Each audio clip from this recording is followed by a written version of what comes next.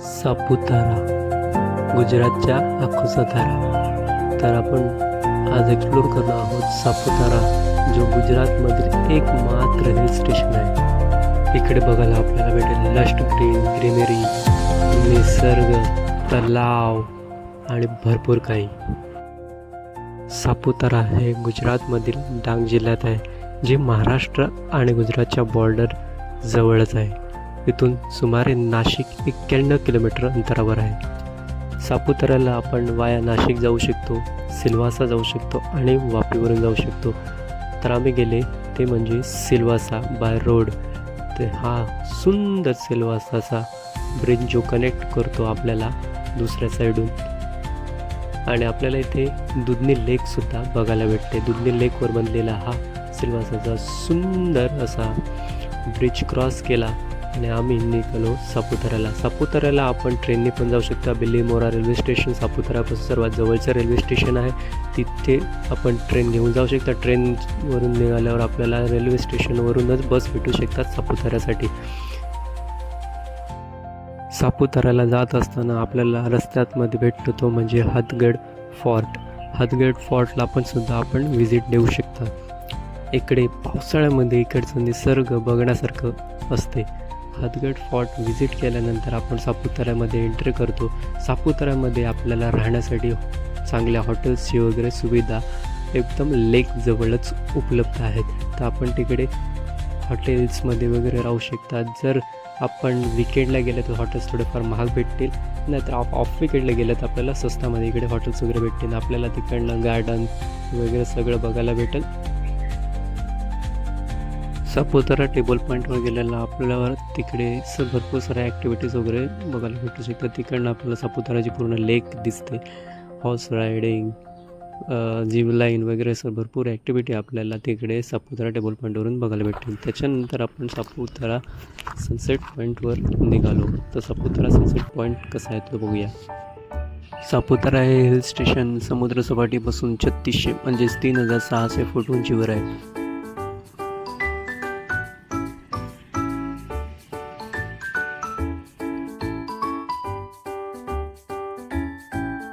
Sunset पॉईंटचा view घेतल्यानंतर आपण निघूया ते म्हणजे सापुतारा लेकजवळ असणाऱ्या गार्डनमध्ये. तर सापुतारा लेकजवळ एक सुंदर असं गार्डन आहे, जिथून आपण सनसेट झाल्यानंतर जे लेकचे व्ह्यूज आहेत ते एक नंबर दिसतात.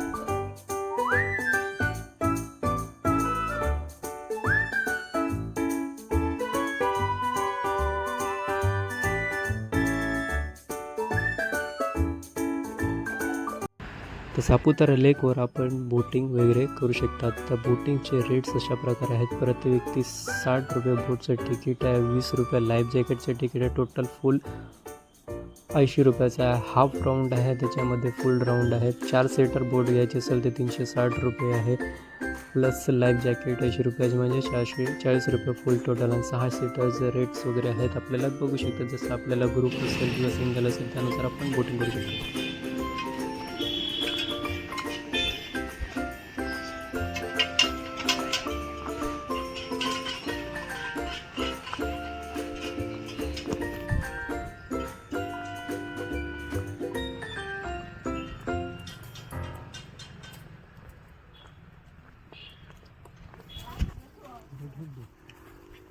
आम्ही आता आल्यात सापुतारा आणि सापुताऱ्याचं गार्डन एक्सप्लोर करतो आणि बघू आता इकडे लाईट वगैरे भेटतात का.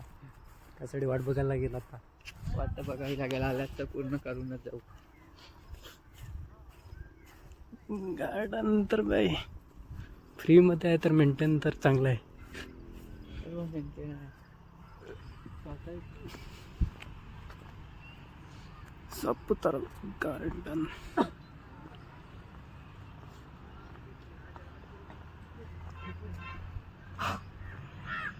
सुंदर अशी संध्याकाळ आणि हा समोर दिसणारा सापुताऱ्याचा लेक आणि शांत बसण्यासाठी सापुताऱ्याच्या गार्डनमधली ती सेटिंग्स वगैरे चांगली आहे. तर सापुतारा लेकचा व्ह्यू आपण सापुतारा गार्डनमधून एकदम नंबर बघू शकतो. आपल्या समोरचे दृश्य मनाला मोहक करणारे आहे. सापुतारा गार्डनसुद्धा तितकंच मस्त आहे.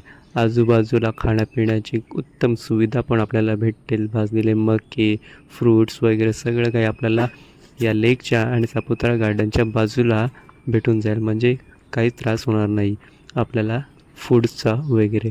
संध्याकाळचा नाईट व्ह्यू बघूया या सापुतारा गार्डनचा.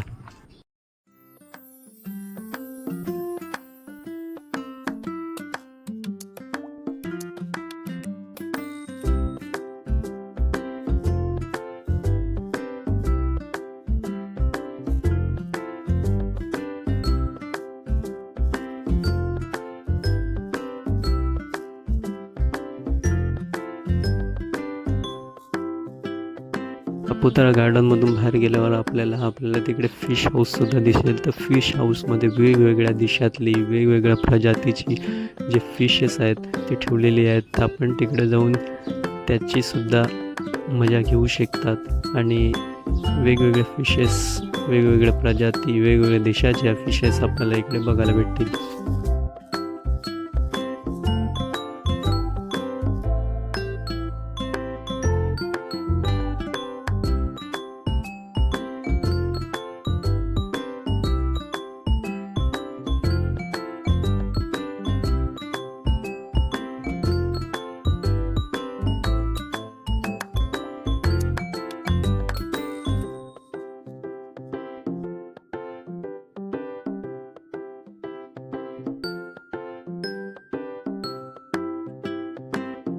फिश हाऊस बघितल्यानंतर आम्ही निघालो आमच्या हॉटेलकडे. रात्र झाली होती. तो हॉटेलचं नाव होतं हॉटेल सापुतारा.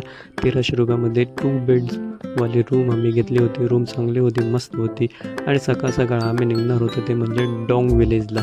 तर तो व्हिडिओ आपण नेक्स्ट बघू शकता. त्याच्यानंतर डोंग विलेजचा तो वेगळा ठेवेल. पण कसं वाटला सापुताराचा हा टूर नक्की कमेंट करून सांगा. लाईक करा, शेअर करा आणि सबस्क्राईब करा. भेटूया पुढच्या व्हिडिओमध्ये. तोपर्यंत goodbye, see you, Tata.